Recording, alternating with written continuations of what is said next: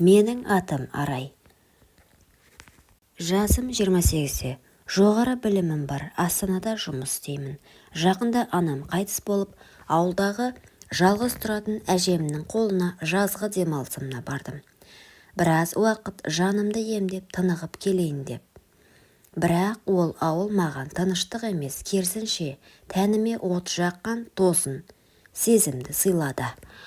Ол үйге сол күні кешке келді. Анамның туысқан інісі екен, шамамен 50-ге таяған. Қара костюм, сәл тершіп тұр, бірақ өз-өзіне сенімді. Даусы барқыттай, жүрісі баяу, салмақты. Бірақ ең қызығы оның жүрісімен қатар шалбарының ішіндегі әлдебір ауырлық көзге ұрып тұрды. Мен еріксіз төмен қарап қойдым. Сол сәтте жүрегім біртүрлі соға бастады. Біртүрлі тартылыс сезімі. Бейтаныс адам, бірақ мені іштен шымырлатып, бір тылсымға тартып бара жатқандай. Түн барлығы ұйқыда. Мен сыртқа шықтым. Ауылдың тыныштығы, жұлдыздар. Кенет артыма қарасам, ол тұр. Ұйықтап қалмадың ба, деді. Жоқ, көңіл күпті, дедім мен жай ғана. Ол маған жақындап келді. Қолында темекі шылымды тұтатып маған қарап тұр. Көздері терең, үнсіз, бәрін айтып тұрғандай. Сірә ол да бірдеңе сезіп тұр. Кешір, деді ол, күтпеген жерден. Не үшін, дедім, саған бұлай қарамауым керек. Бірақ еріксіз ол үнсіз қалды, менде. Ол жақындап келіп шекемнен сипады. Тоқташы, дедім ақырын. Бірақ денем қарсы емес еді. Қаласаң кетейін, деді. Қаламадым деп айтсам өтірік болар, дедім мен. Сол сәтте бір-бірімізді тым жақын тұрдық. Ауамыз араласып кетті. Оның демімен, денесінің иісінен әйелдік табиғатым оянып кеткендей. Екі бетім ду етіп жанды. Ол менің белімнен жай ғана ұстап, ішке кіріп кетті. Ештеңе болмады, бірақ сол түн менің ойымды бүлдіріп кетті. Келесі күні бәрі бұрынғыша сияқты еді. Бірақ мен емес, түнгі үнсіз жақындық. Оның белімнен ұстап, көзіме тік қарағаны бәрі әлі де жанымда тұрғандай. Таңғы ас үстінде өзімді сабырлы ұстауға тырыстым. Бірақ мен оның көзінен түнімен ұйықтамаған, іште буырқанған бір күйді көріп отырдым. Қант салайын ба шайыңа, дедім. 2 шай қасық, деді ол, көзін тайдырмастан. Мен кесеге еңкейіп қант салып жатқанда, оның көзі менің арқамнан төмен сырғып, беліме одан ары тағы да сол жерге, тура сол түнгі ойларымыз ұласқан тұсқа түскенін сезіп тұрдым.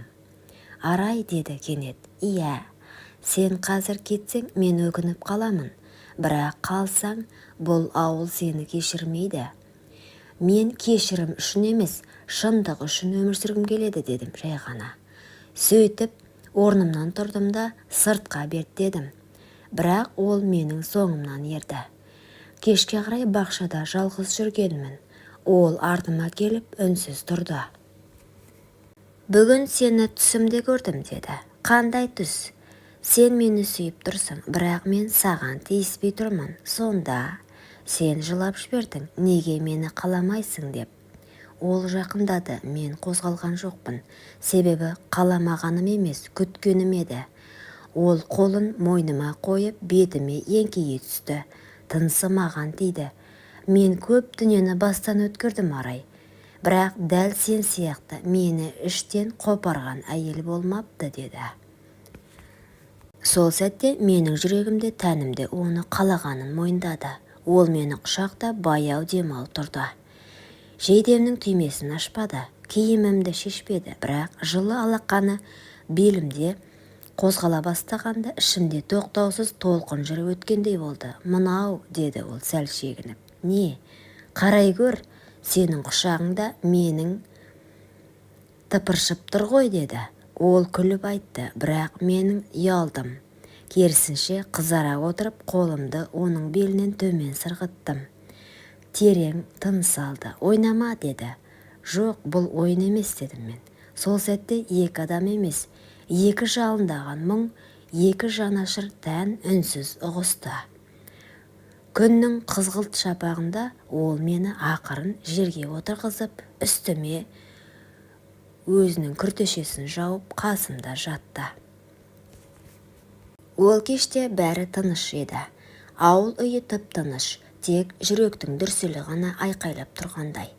Әжем ерте жатып қалған, ал мен өз бөлмемде, бірақ ұйықтар түрім жоқ. Телефонды шұқылап өзімді алдағансып жатқанмен санам сол бір еркекті армандап жатты. Төменгі бөлмеден оның жүріп келген дыбысы естілді. Суды ішіп тұрған болар. Кейін есік ақырын ашылды да, дәлізде бір сәт үнсіздік орнады. Менің жүрегім тоқтап қалғандай. Қадамдары баяулап дәл менің есігімнің тұсына келді. 1-2 секунд үнсіздік, сосын жай ғана есікті қылдады. Мен үндемедім, бірақ орнымнан тұрып есікті аштым. Ол кірді. Үстінде тек ақ футболка мен спорт шалбар, ал мен түнгі жібек халатпен шашым жайылған күйі. Бөлмеде тек 2 демнің дыбысы ғана қалды. Мен саған тиіспей-ақ кетейін деді. Бірақ кеткің келіп тұрған жоқ қой, дедім мен ақырын. Ол күлді, бірақ көзі жанып тұрды. Жан жүрегіммен мені тілеп тұрғанын жасыра алмады. Қаласам қалайын, деді. Мен жай ғана басымды изедім. Ол маған жақында баяу құшағына басты. Жай емес, сақтықпен, дірілмен, бірақ шексіз нәзіктікпен. Сол сәтте менің денем күйіп бара жатқандай еді. Оның алақаны арқаммен сырғып төмен қарай беліме жеткенде мен еріксіз демімді ішіме тартып қалдым. Сен тоңып тұрсың ба, Рай? Жоқ, жаным ысып барады, дедім. Ол мені төсегіме жайғастырып үстіме ақырын отырды. 2 алақаны менің бетімді сипады. Көзіміз сөйлеп тұрды. Сосын оның денесі менің денеме жақындасқанда бәрі тоқтады. Уақыт жоқ, әлем жоқ, тек екеуміз ғана. Сол түні біз бір-бірімізді аштық. Киім емес, ойлар шешілді. Ет емес, сезім тоғысты. Оның демі мойнымнан шарлап, қолы менің сыздаған тұстарымды сипалай өтсе, мен де қарап тұрмадым. Қолым оның ішінен сырғып баяу төмен қарай созылды. Тоқта, деді бір сәт. Неге? Өзің дайынсың ба? Сол сәт дүние біз үшін қайта басталды. Таңға дейін бәрі үнсіз болды. Бірақ үнсіздіктің ішінде ыңырсыған дем, жанды шымырлатқан ыстық тиюлер, және ең соңында жастыққа аққан көз жасы да болды. Ол мені құшағына алып жатты. Қайтам, деді сыбырлап. Қайда? Ертең ауылға кетемін. Бұл арман болып қалуы тиіс. Мен үнсіз ғана оның дәу самайын ақырын ұстадым. Бұл қоштасу еді. Бірақ менің тәнімде, жанымда оны ешқашан босатпайтынын енді білдім. Таң, күн әлі шықпаған, бірақ мен ұйықтамағанмын. Төсекте шалқамнан жаттым. Кеудемде бос кеңістік, жанымда иісі ғана қалған дене. Ол түнгі 5-те кететінін айтқан, ешкімге айтпай тым-тырыс сезім сияқты. Тек есіктің жабылғанын естідім. Бітті. Орнымнан тұрып терезеге бардым. Шашым тарқатылған, денем әлі де кешегі түннің ыстық демін сағынып тұр.